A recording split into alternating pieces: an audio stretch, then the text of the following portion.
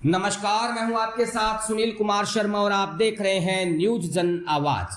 आयुर्वेद विश्वविद्यालय में धूमधाम से मनाई गई चरक जयंती।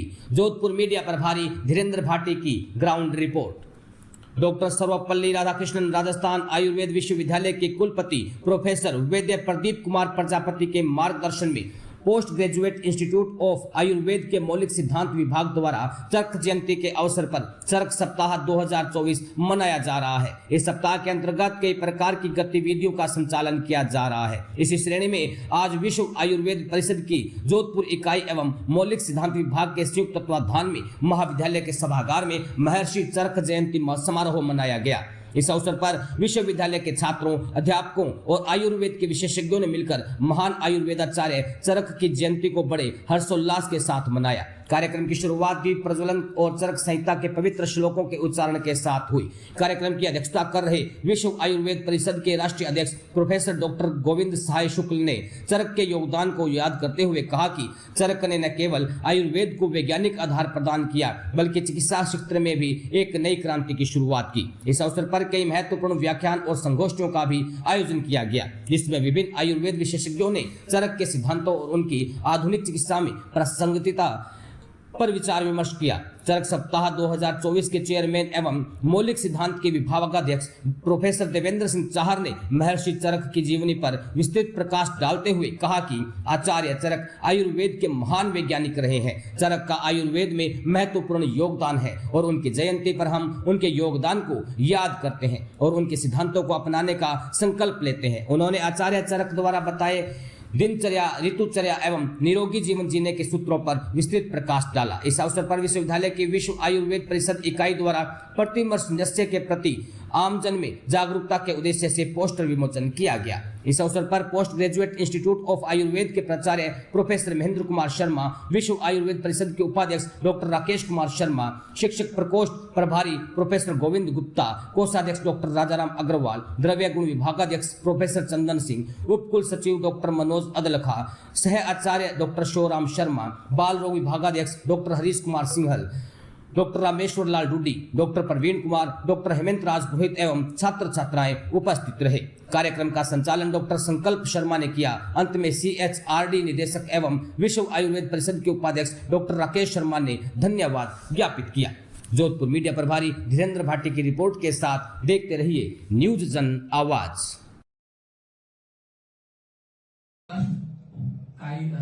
होने वाला है, इसलिए उन्होंने अपने सभी शिष्यों को यह आदेश दिया कि जो ज्ञान का प्रवाह अभी तक उपवेशन संस्कार से अर्थात माउथ टू माउथ चल रहा है, सामने बैठ के दिया जा रहा है, उसको लिपिबद्ध करना बहुत आवश्यक है। इसी क्रम में उन्होंने अपने 6 शिष्यों को यह कार्य दिया। तो 6 शिष्यों में से सबने बारी बारी से अपनी ग्रंथ की संरचना की, लेकिन सबसे बुद्धिमान और तुरंत गति से कार्य करने वाले अग्निवेश थे। इसलिए अग्निवेश तंत्र जो है इस पूरे ब्रह्मांड में, सिर्फ भारत भूमंडल पर नहीं, ब्रह्मांड में चिकित्सा शास्त्र के रूप में फेमस हुआ। ये उस समय पर जो उन्होंने लिखा था, ये ताड़ पत्रों पर लिखा गया था, लिपिबद्ध जो किया गया था, ताड़ पत्रों पर इसको लिपिबद्ध किया गया था। धीरे धीरे करके इसी को परंपरा से सभी गुरुकुलों में पढ़ाया जाने लगा और कालांतर से वो ताड़ पत्र नष्ट होने लगे। तो ऐसे करते करते ईसा से लगभग 200 साल पहले चरक संहिता लगभग विलुप्त होने के कगार पे आ गई, अर्थात अग्निवेश तंत्र। लेकिन जिस समय अग्निवेश तंत्र विलुप्त होने के कगार पे आया था, उसी समय इसको वापस पूरा करने का जो कार्य किया वो महर्षि चरक के द्वारा किया गया। महर्षि चरक ने ईसा से 200 साल पहले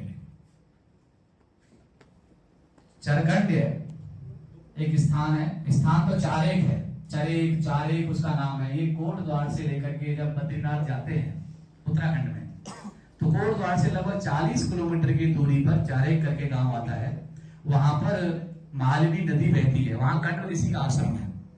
वहां कंड ऋषि के आश्रम में मालिनी नदी के दोनों तरफ है, वो ऊंची चोटी है, वो चरण्य करके वहां पर उसका नाम है। वहां पर ये लिखा गया, विश्वामित्र की तपस्थली वो माना जाता है और वहां लोग आज भी चरण।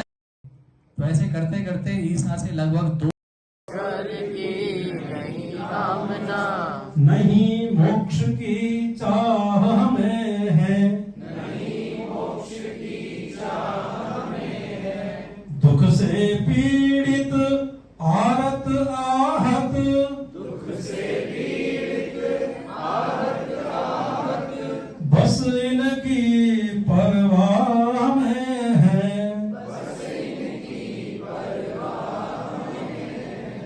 सबल राष्ट्र हो स्वस्थ जगत हो,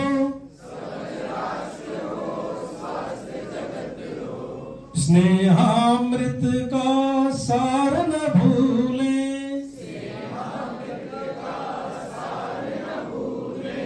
शील विनय व्यवहार न भूले,